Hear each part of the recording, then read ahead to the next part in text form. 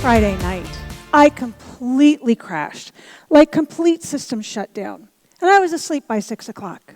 And I don't mean sleeping sweetly like a princess. I mean snoring like a chainsaw through barbed wire.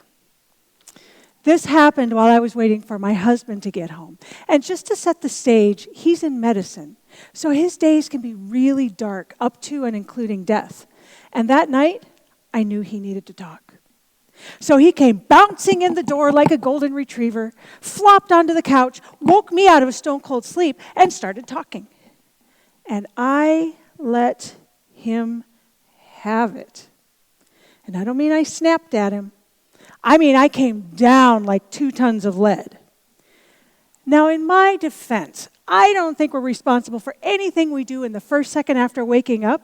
And to his credit, he agreed because he stopped. He looked at me, and he said, "You know what? I'm going to go make a peanut butter and jelly sandwich, and then I'll come back, and we can just start over." And he did. He forgot about it as soon as it had happened. But I didn't. I research and teach empathy for a living, and that's how I treated my husband when I knew he needed to talk. I had an expectation of who I thought I should be. And when I compared myself to that expectation, I judged myself as falling short. And it caused feelings of failure and of shame and of self-judgment. And it took me a few days to shake the shame and show myself the self-empathy that I teach others to use every single day. Now, before we go any further, I want to define empathy. Because empathy has this reputation as being soft and fluffy, all puppies and rainbows. But what would you say if I told you there's actually 43 different kinds of empathy? The one that's I feel what you're feeling is one, and it's an important one, but it's not the only one. So today, we're going to talk about 3 kinds of empathy. We're going to talk about emotional empathy, which is the I feel what you're feeling kind. Cognitive empathy, which is I logically understand what you're feeling, I just may not be feeling anything. And self-empathy, which is the heart of this talk. And we're going to talk about it by talking about how we do empathy for others versus how we do it for ourselves.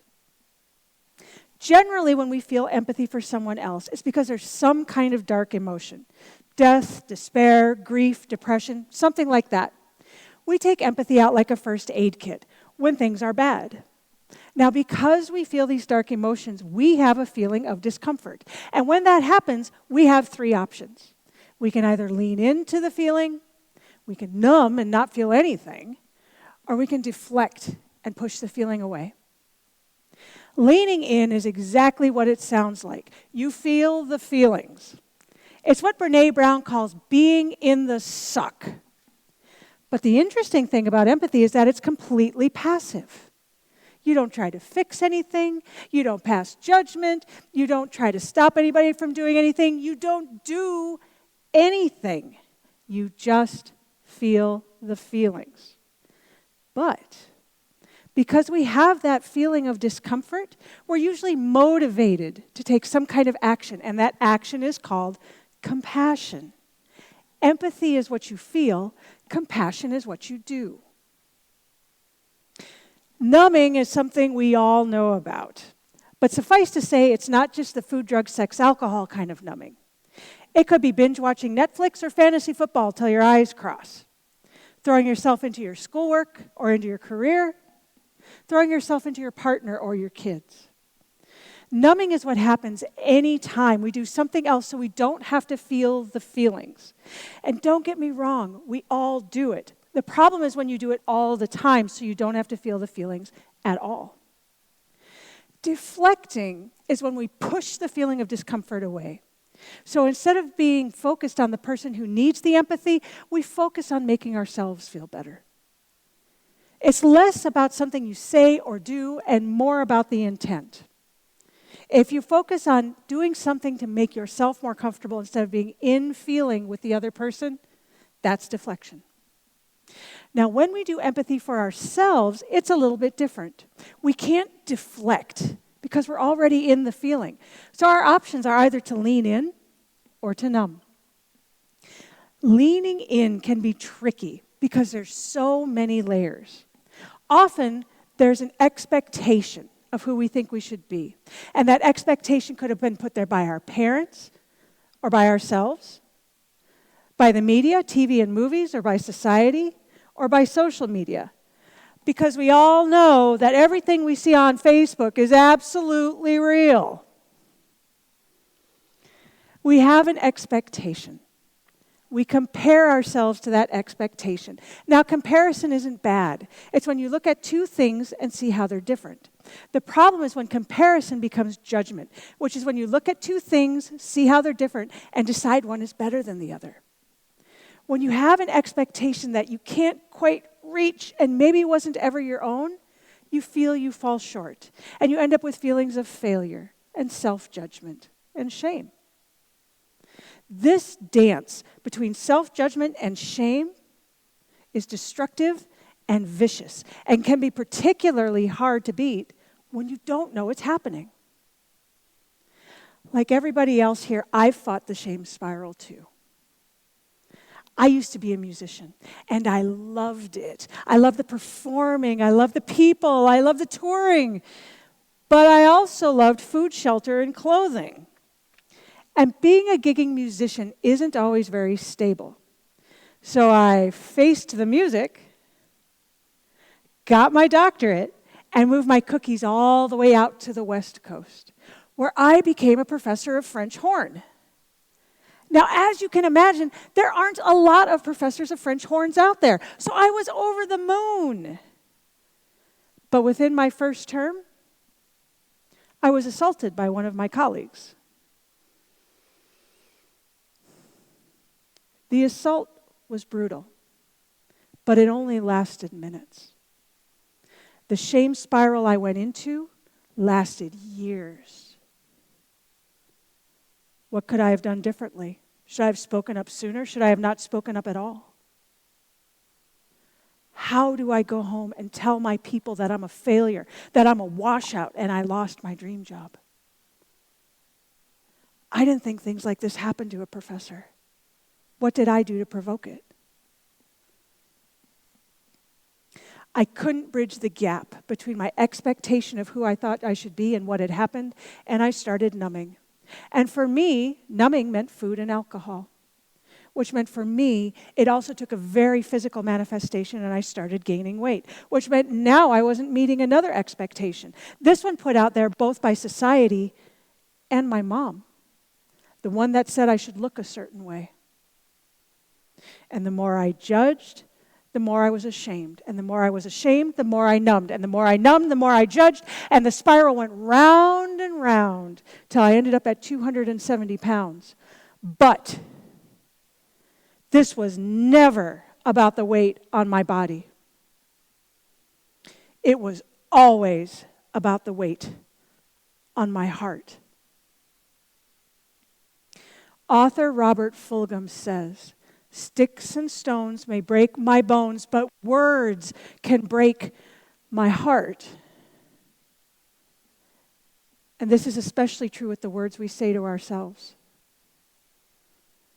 I'm sure everyone here can think of a time when you couldn't quite hit an expectation, and it ended up with feelings of failure, of shame, and of not being enough. It could have been in taking a test and applying to grad school, being a parent or being a partner, getting a house or getting a job. We have an expectation that we can't quite reach and may never have been our own. And when we respond to ourselves over and over with self-judgment becomes a habit and the shame spiral begins. But empathy and judgment cannot exist in the same space. I'm going to say that again, because if you walk out of this hall tonight with only one thing from this talk, this is it. Empathy and judgment cannot exist in the same space. And that includes self-empathy. I want to share something with you. It's a way to reset the self-judgment habit that feeds the shame spiral. Self-judgment becomes a habit. But you can not only change your habits, you can change them into habits that support you into becoming the next best version of yourself. Version 2.0. It's my 5R reset. And it's a way to replace the habit of self-judgment with a habit of self-empathy. The first R is to recognize your habits. If you can't see it, you can't fix it. And self-judgment becomes a habit. Often the things that we do day after day become so close that we don't see them anymore. So the first step is to recognize they're happening. For me, I was taking on other people's bad behavior and judging myself because of it. I'd had no control over what had happened. But because I didn't recognize the gap between my expectation of who I should be and what happened, I was letting my self-judgment control me. The second R is to redefine your habits. I was letting my habit of taking on other people's bad behaviors define me as a failure and a washout, but I wasn't. This doesn't mean you have to love your habits, but it does mean you have to have the grace for yourself that you would probably have for someone else. This is probably the most important step because it's the one that allows us to finally break the shame spiral. The third R is to replace your habits. If there's one thing I learned as a musician, it's that you can't break habits, you have to replace them. So when the self-judgment thoughts would come up, instead of taking responsibility for what other people were doing, I would look at it and say, why am I taking that on? By asking that question repeatedly, I was eventually able to replace my habit of self-judgment with one of self-empathy. And after doing it long enough, I just did it. I didn't even notice it at all. Habits aren't handcuffs. You may not have chosen the habits that you're using right now, but these you can. And you can change them into the habits that will help you create a bigger, better version of who you are. You control the future you, not your habits. The fourth R is to reinforce your habits and do it as part of your habit building. Practice doesn't make perfect. Practice makes permanent. But that means not just the bad, but also the good habits. When I would allow myself to not take responsibility for what other people had done, I would stop, take a deep breath, and remind myself that either I can control my self-judgment or my self-judgment can control me. Now, I'm not going to lie, it felt pretty cheesy at first, but over time, it became a signal of victory that I might not catch my self-judgment every time, but I caught it that time. And it felt really good to be evolving into the version of myself that I knew I could be. The fifth R is to revise your habits. Don't stop with the habits that bring you into version 2.0. Rethink these as well. Do they still serve you? Are they propelling you forward or holding you back? Maybe they're doing exactly what you want them to do and you want to double down. Any of these are fine. The point is that you have to keep asking yourself, is this what I want? And will these habits help me grow into the version of myself that I want to be? You control the narrative of who you want to be. One habit at a time. What the 5 R's do is they allow us to replace the vicious spiral of self-judgment with a virtuous spiral of self-empathy.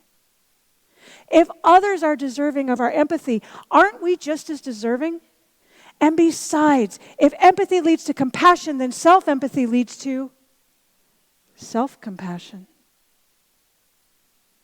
Empathy is not soft and weak because it takes courage. And I would argue that it takes more courage to have empathy for yourself because you know where the deepest, darkest bits of you are buried.